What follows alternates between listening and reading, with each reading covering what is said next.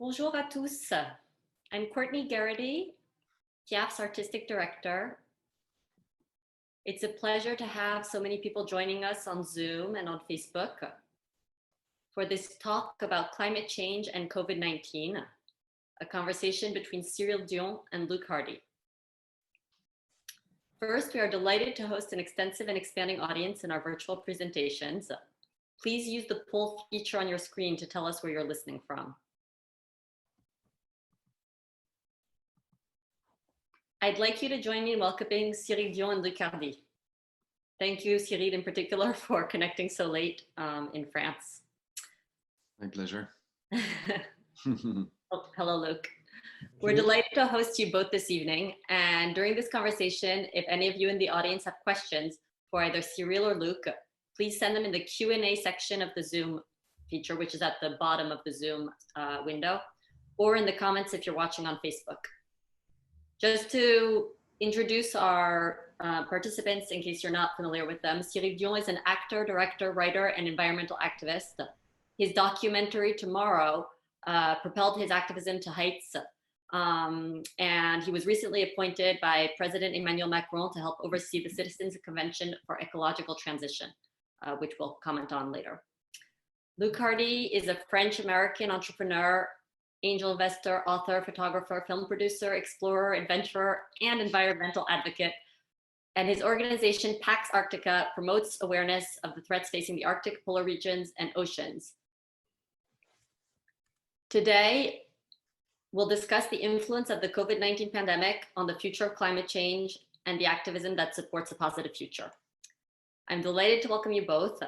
And before we discuss the actual impact of the current situation on the environment, I'd just like to take a step back and ask you what really triggered your personal awareness about the challenges our planet is facing to the point that you decided to dedicate yourself to this cause. Good look. Yeah, all right.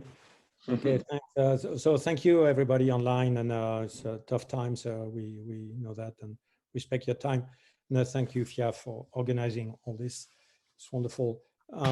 In my case, I mean, I come from the technology world, as you just said, and but I've been traveling a lot in my life, maybe coming from Brittany, so it might be genetic. But anyway, I've been interested in adventure exploration at an early age. And 20 years ago, all this crystallized to kind of realize that the world was more polluted. So my involvement was more about realizing that there was pollution in the world, and not even in remote places in the world, in the Himalayas. And that evolved into environmental causes, working with the Cousteau Society at the beginning in the early 2000s, and then Green Cross, the NGO founded by Mikhail Gorbachev. And in parallel, I've done you know, photography and books and now documentaries, starting about 5 years ago. And now it's about 90% of my time is dedicated to these major cause, which is in a way the mother of all causes. And however horrific is COVID-19 situation, climate change emergency is 100 times more important, and we'll talk about that, I'm sure. To me, I guess it was an accident or something like that. I mean, I used to be an actor. So I did drama school for 3 years. I was an actor and doing really bad TV shows and commercials. So I started to tell myself that I needed to do something more meaningful in my life. So I started to look for something, you know, and I met a guy who was organizing Israeli-Palestinian congresses at the time. And since the guy was crazy and he was looking for young people really committed, that he would be able to pay just a small amount of money every month. And I was this kind of, at the time, So I started to do that. So I started to organize Israeli-Palestinian congresses. Then I organized the first and second World Congress of Imams and Rabbis for Peace. And, you know, we had tremendous results. And at some point, I just thought that I could try to, you know, to make this world a better place at my level, at my small level. And when I stopped doing that, I met a guy named Pierre Rabhi, which is an environmentalist really well known in France. And he was trying to create a movement around, you know, ecology and to empower people to take action in regard to climate change and mass extinction of species. And we met, and it was pretty much the same situation. He said, okay, you want to do it, do it. And so I started like that. I created that NGO. It was 13 years ago. And I started to get more and more interested in the question. And I started to realize that our strategy was really poor to try to do something, that we were just giving the people the same information over and over again. The situation is dramatic, and the climate is getting warmer, and the species are disappearing, and it was not working really. So I started to think about new strategies. And the thing that appeared to me was the fact that nobody was trying to set up a new narrative for the future. Nobody was trying to tell people, okay, the situation is terrible, but we could go there and it could look like that and we could live like that. And to me, it's really, really important. It's really hard, you know, to create a movement and ask people to come with you without telling them where you want to go. So I started to do that. I did that, creating a magazine, a book series for a French publisher. And then I started to do movies, thinking that movies could be maybe the more empowering tool to create a new vision for the future. So that's how I did Tomorrow with Mélanie Laurent. And since I've been doing After Tomorrow, and now I'm editing a new movie called Animal. And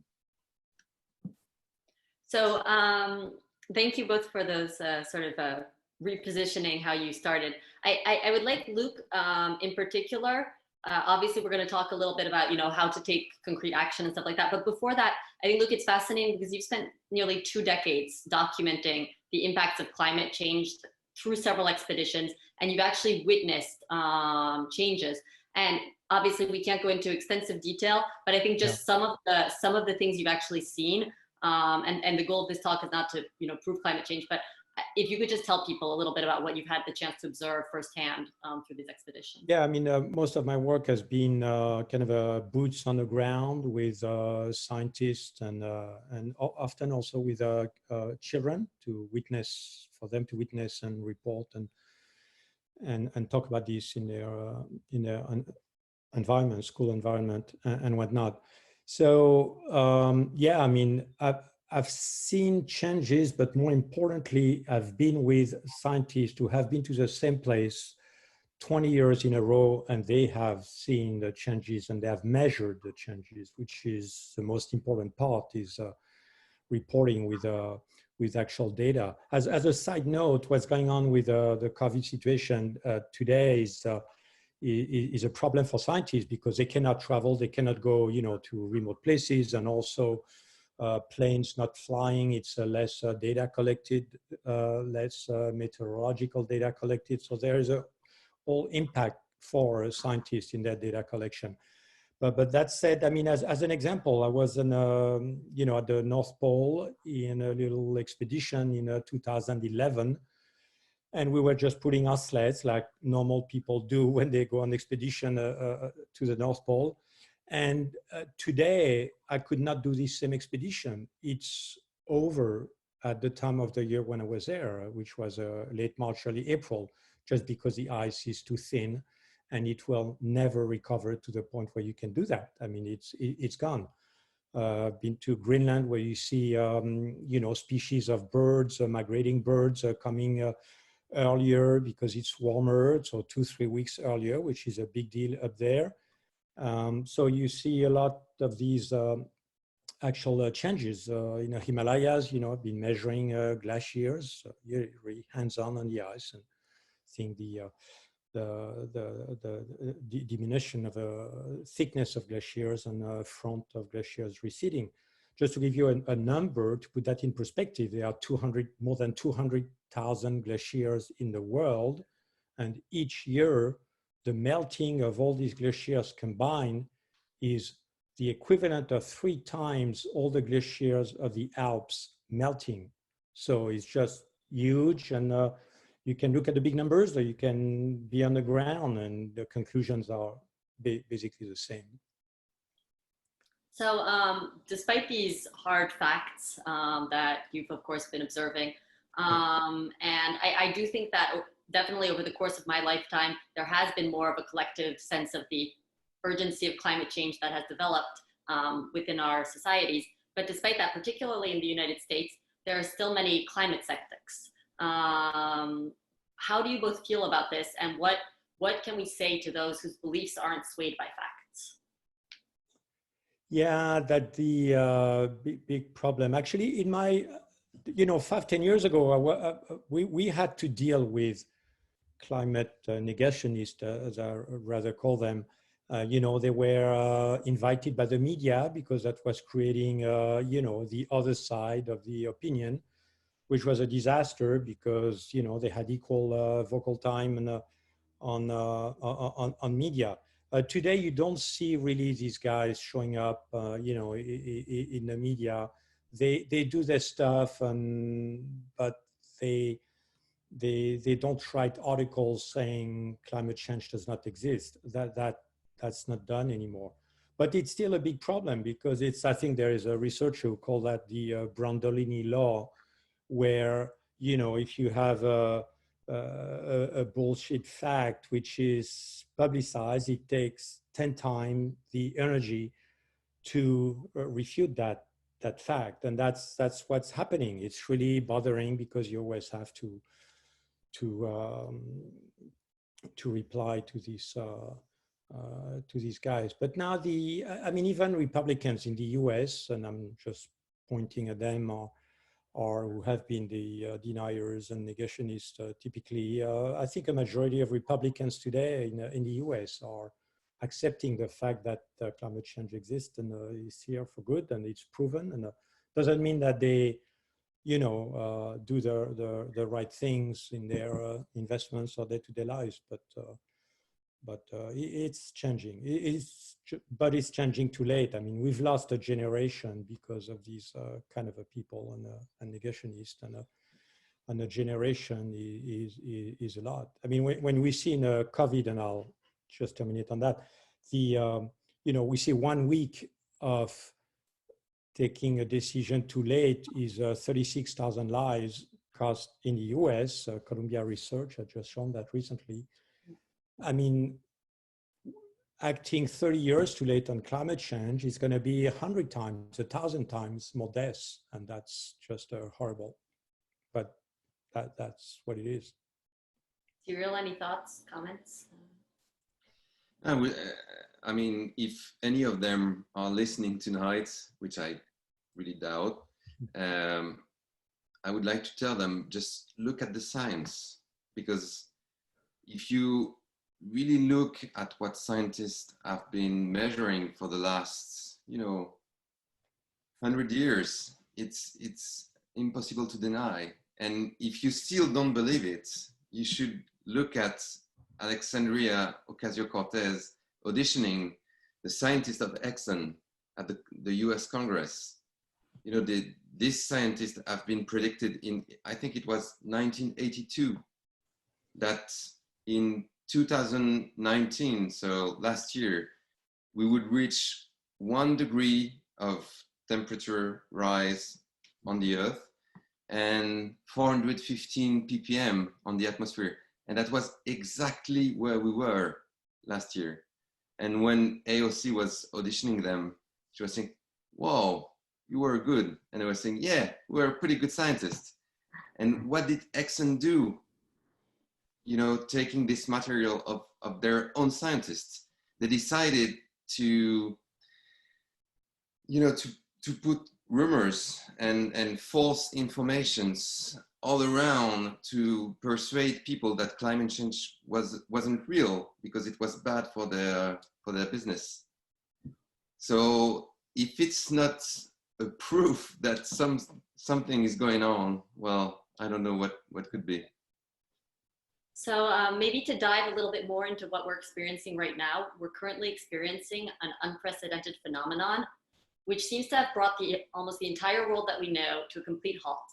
And I think in some ways, we could say this is almost a climate activist dream come true in a miraculously short period of time, because we're now experiencing reduction of transportation, factories shutting down, a decline in consumption. In some cases, people are consuming more locally, et cetera, et cetera. And many articles have been pointing to the immediate impact of this worldwide standstill on pollution. How have you both experienced this sudden slowdown? Has it filled you with hope, or are you concerned more about the rebound effect as countries reopen?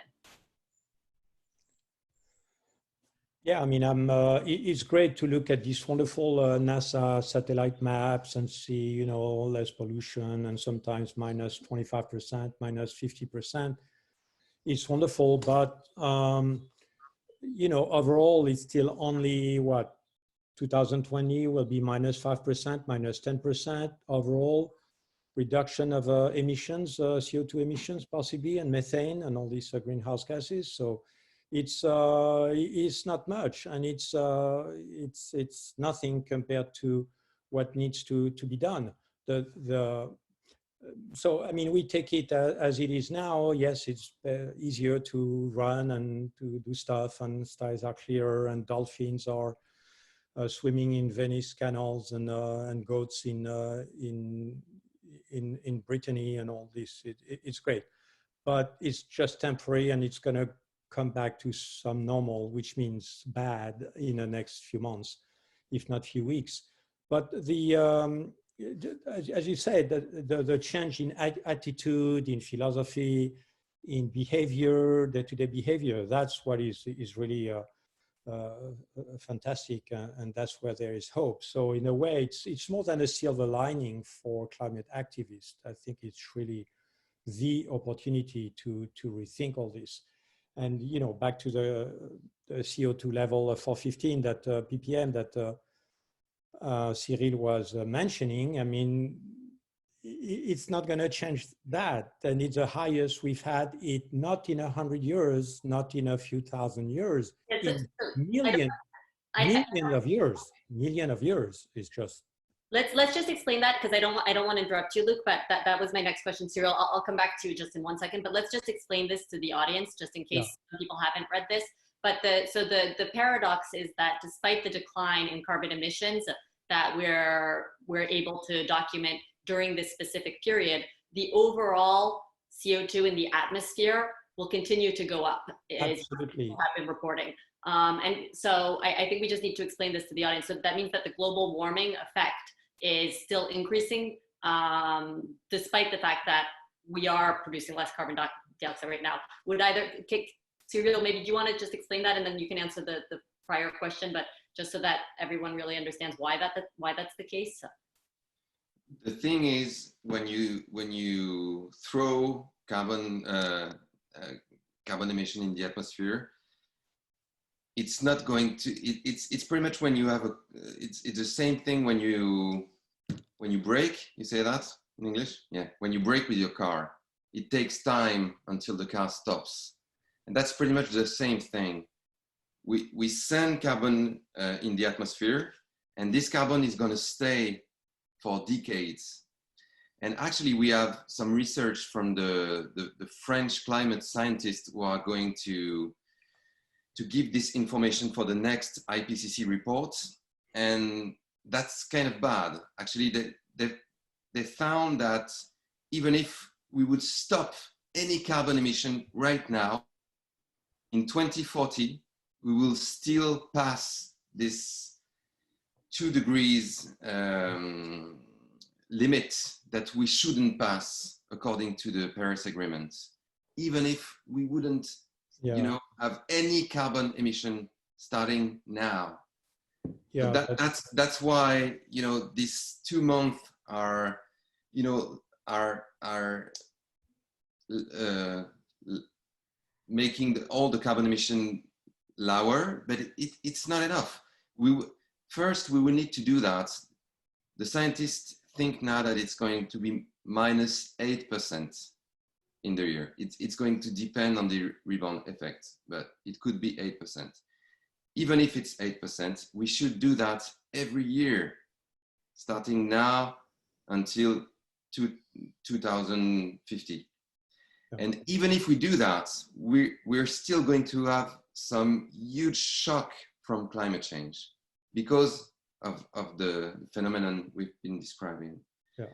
So we are already above the line, you know. It's already too late to think that we are going to live the way we used to live in the next decade. The world is already changing, and we can see that. I mean, I don't know what was the summer last year in the US, but in France, last July, we had 46 Celsius degrees in Paris. 46 Celsius degrees. We never had that before. And if you look at the last 4 or 5 years, it's been the warmest year since we began to measure the temperature of the planet. So it's happening. It's already happening. And actually, living these summers have led the people in France to realize that climate change was real. And now climate change is among the 2 or 3 main preoccupations of the people who are going to vote for the next elections. Yeah, I think you're totally right. If I may respond to what you just said, I mean, we're emitting worldwide, I don't know, 35 billion tons. So if it's only 30 billion, it's still 30 billion tons of CO2, which will be emitted this year, is just huge. So all this kind of a slowdown is not going to change much to the big issue. But one thing I've been fascinated by personally is I mean, I'm a big technology guy, and I'm not saying that technology is going to save the world, far from that, but certainly it's one of the component of a holistic global solution, which is, you know, social agriculture and lifestyle and the cities and all that. But I've discovered that the word trillion exists and is not a scary word, and that the US government, for something which just happens, can disburse $2 to $4 trillion in a few weeks, when it's very difficult to raise $100 billion a year to solve climate change problems just for developing countries, which is, you know, 50 times less. So if I look at the technology like carbon capture, which is basically extracting the carbon CO2 from the atmosphere, for $2 to $3 trillion a year, we could drastically reduce that CO2, not just emit less, but reduce what is in the atmosphere. And that is only a fraction of what is spent today for COVID-19. I mean, even Paul Krugman, who is Nobel Prize economics, say, you know, yeah, let's go. Debt doesn't have to be repaid anyway. We can extract money from thin air. Let's go. So why don't we do that? Especially when you know, or at least I know a lot of people know, that the subsidies to the fossil fuel industry worldwide is $5 trillion a year. So we help these people with $5 trillion a year, when with half that, every year we could literally save us. And nothing is done because it has to be a big global political decision. And today we don't have, you know, we don't have global leadership. We don't even have US leadership. So how can we talk about global leadership? But speaking of economic measures, is there an opportunity here with all of the economic measures that are now going to be taken to restart our economies? Can there be real pragmatic environmental criteria and incentives put into place? And if so, what would they have to be? Yeah, that we have an opportunity, and we have an opportunity in two sense. The first thing is we experience now that these 2 months of lockdown, where the carbon emission have been going down a lot, air pollution have been going down, have a catastrophic effect on the economy. I mean, in the US, you had like 33 million people unemployed in 7 weeks. I think it's like that. So we need to think about it. I mean, saving the climate means, putting all these people in the streets unemployed. We have an economic problem. We need to think about a new economic model that could, supply all the basic needs for everybody, but that wouldn't harm the climate and the natural world that much, because we talk about the climate, but we could also talk about, the species mass extinction. And that's also a huge problem that we're not looking at. Mm-hmm. So now that it's a complete disaster, that we need to reboot the economy, we have an opportunity to do it differently. But to do that, we need to take the time to think about the kind of economic model we would like to set up. And economists have done that, for decades now. We have the donut theory, we have Tim Jackson, the prosperity without growth. We have many research trying to think what kind of economic model we can have. We will need to think about, and that was one of the main subject of tomorrow, we would need to think about the way we create money. Creating money only through debt is a nonsense in the kind of situation where we are. To save people from this economic crisis, we need to create a huge debt that our grandchildren will have to repay.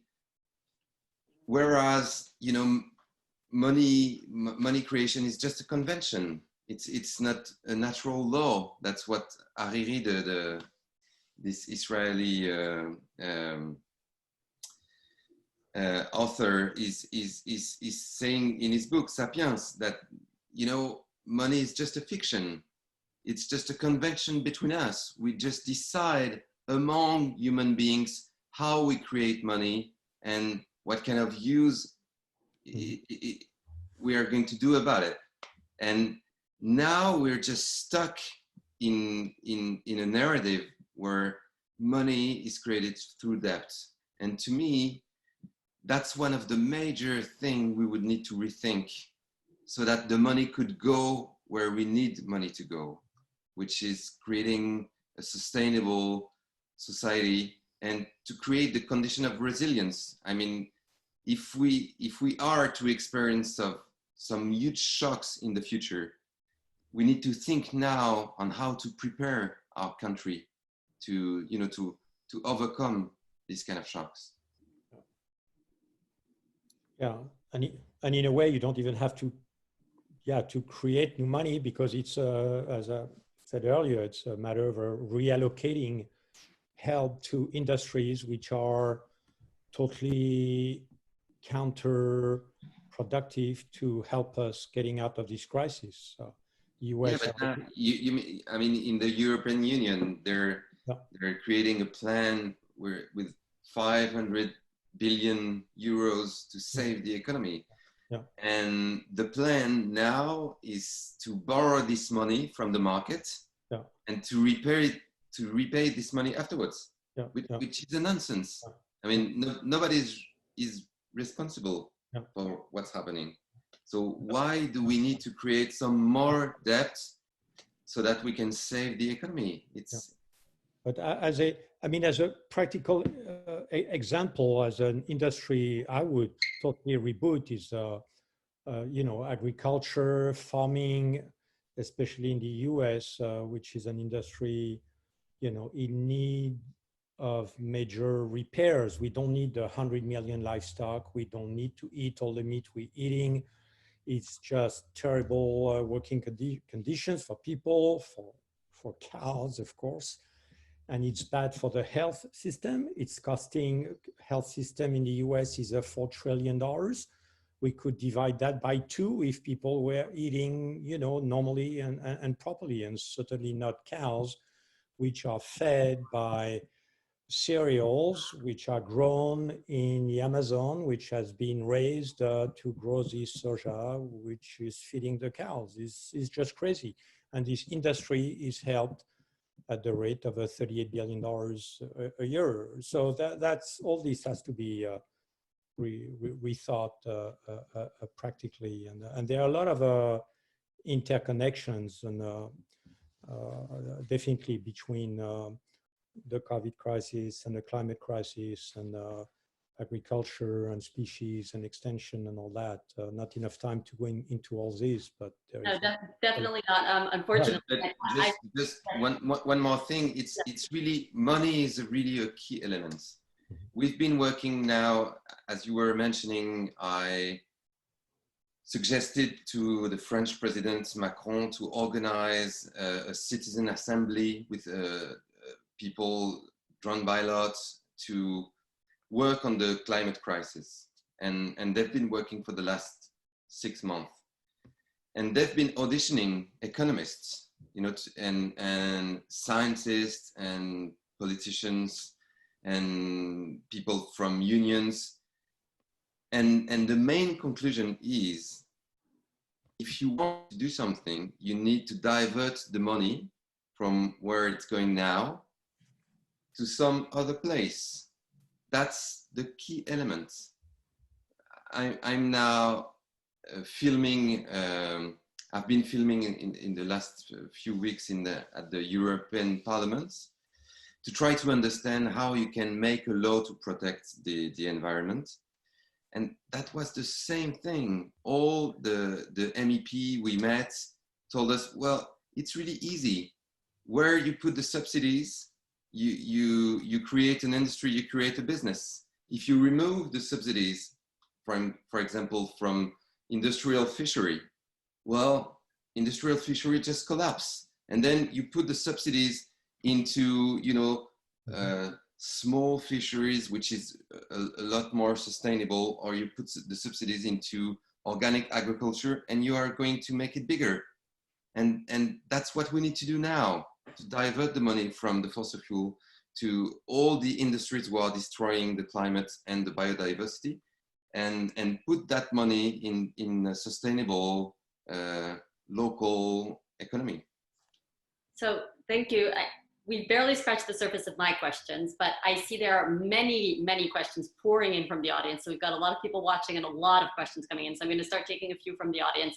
Maybe we can, your answers are fascinating. And I know it's a very complex issue with complex ramifications, but if we can try and keep the answers short, that way we can try and answer several of our audience's questions. So one question I think that people have read about is, sorry, I'm just looking for it. I have it. Do you see a connection between climate change and vector-borne disease, or even accelerating the spreading pandemic viruses? This is a question from Sylvia Hobbs. So some articles have linked the origin of the pandemic to the human impact on nature. So would you like to comment on that question? Well, the WHO position is that there is no clear connection today between climate change and the COVID-19 situation. But obviously the conditions of, spillovers and encroaching into humans, encroaching into wildlife territory is making it more probable that, yes, it's a cause and that it will happen more in the future. That's, and there will be more. I think like we have a COP26 for the climate, we will have a COVID-19, COVID-20, COVID-21, or another virus, every year, and there will be maybe a conference, and we'll know more. And but it's going to be linked more in the future, I think. So many scientists are saying that the more we are destroying biodiversity, the more we are cutting the forest, the more we are destroying the inhabitants of the species, the more we are likely to be in touch with virus coming from animal reservoir. That's, I've been reading many articles about that. The other field of research, who are trying to link the pollution and the virus, is about the air pollution. And some research have been showing that where you have really bad, really a lot of air pollution, the, how do you say the particle in English? Particulate. Particulates are holding the virus in the air. So it's longer in the air, and the regions who have the more air pollution seem to have more people who get the virus. It's still some research, so we can't say for sure that it's a direct link, but some scientists are trying to find out if it's true or not. So more questions. Chip wants to know, sorry, we'll end on a more optimistic note, but Chip wants to know if you think we're past the tipping point. Yeah, definitely. And Luc, you? You're very welcome. No, really, I think we did, because of what I've said earlier. I mean, these French scientists, who are really the best French scientists on climate, have been, you know, putting all the information we have about climate change in huge computers, and those computers have been analyzing those data for days. And the conclusion is what I've been saying before, that we're going to reach the 2 degrees temperature rise by 2040. And we had this really terrifying study in 2018 saying that if we pass the 2 degrees Celsius degrees, we are going to have some kind of réaction en chaîne. Yeah, chain reaction. Chain reaction that we will not be able to control anymore. Yeah. So now it's a really dramatic, you know, question to know how we can draw down this carbon from the atmosphere and yeah, to the ground or to the trees or anywhere. Yeah, I do think, like you, that we have, I would say we are past a major tipping point, that the world will not be the same, you know, for the decades to come. And when you see my lifetime in the US, 36 years, half the forest of Borneo has been razed. I mean, how can the world be the same? The cover of Royal Geographic Society, you know, can we protect the 800 million vulnerable to encroaching seas? So yeah, the world will not be the same. It doesn't mean it's the end of the world. It means there will be other tipping points, even more dangerous tipping points if we don't do anything. And certainly having a emergency climate carbon removal strategy, which includes agriculture, which includes personal behavior, which includes industry, which includes technology, so that we go back from, you know, 415 to under 300 in a decade or two. That will do a lot to not reach other major tipping points. There is not a magic tipping point. You have to define what the tipping point is. But certainly we're in bad shape, especially if we don't do much more than we've done. So what can we as individuals do? Yes, I mean, you spoke about all the economic measures that are needed to make the difference. But here we see on the one hand, you know, this drop in carbon emissions from this change in individual behaviors worldwide. And yet it's not enough, because as we said, that'll only be a drop in 8% throughout the entire year. So what can individuals do? Because it sometimes feels like the problem is so much larger than us, and all this intersectionality that's needed, all this political grasp, and what can we do? I mean, personally, I would say if you are not vegetarian already, become one. It's probably the single most important thing that you can do to help the planet not degrade more or, restore itself. It's going to be good for your health. It's going to cost less to the health system. You're going to live longer. You're not going to contribute to raise a forest. It's just the single most important thing to do. Yes, you can take less planes, and yes, you can bike instead of taking your car, and all these things are wonderful, but nothing compared to changing the way you eat. It has so many ramifications. It's just incredible.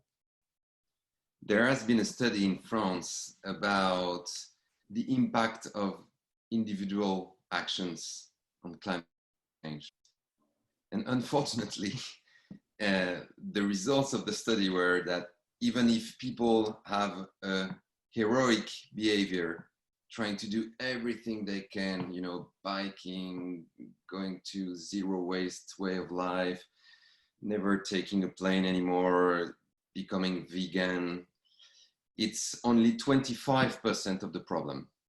And the 75% left are systemic problem. So I think we need to change what we do in our day-to-day life, but not only to have an impact on climate change, but to change the culture, to change the way we think, the way we look at the world. If you become a vegetarian now, it's not only going to have an impact, on numbers, it's going to have an impact on the people around you, your family, your friends, your colleagues at work. And you are going to start to set up a new narrative saying, I don't eat meat and fish anymore because of, climate problems, but maybe also because I don't want people to go and work on the slaughterhouses, and I don't want animals to suffer like that and to be raised like that. So it's a new vision of the world, and that culture you need to implement it in the way you vote, the way you buy, because ultimately that's the huge change. We need big companies to change. We need the economy to change. So we need the consumers, the buyers, to send a message to all these CEOs saying, we're not going to buy your products anymore if you're not, transforming the way you produce them right now, because we need to do it right now. And we're not going to vote for any president or, governor who is not going to take that problem and trying to do everything he can or she can to make this world a better place. And that will go through, civil disobedience, strikes, boycotts, everything you can, actually. We need to do pretty much everything we can do to try to make this change in the next decade. So maybe one more question from the audience. Someone wants to know, will the transition to renewable energy be slowed or halted due to rock bottom oil prices and a need to get economics up and running as fast as possible after COVID-19? It's for you, Luc. Well, I don't know if it's for me, but there is a trajectory already on renewables, so that is not changing. And oil prices go down, they can go up really quickly as well. And I don't think people today, even Republicans or people who benefited from the system, are basing their decisions for the next 10, 20 years on oil prices today.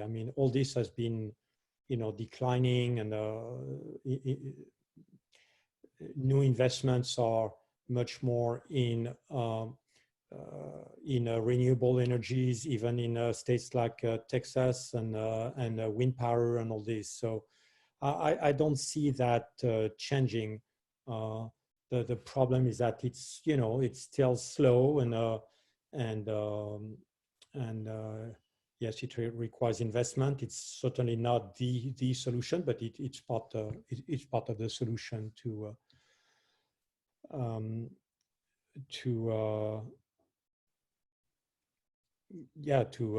these issues and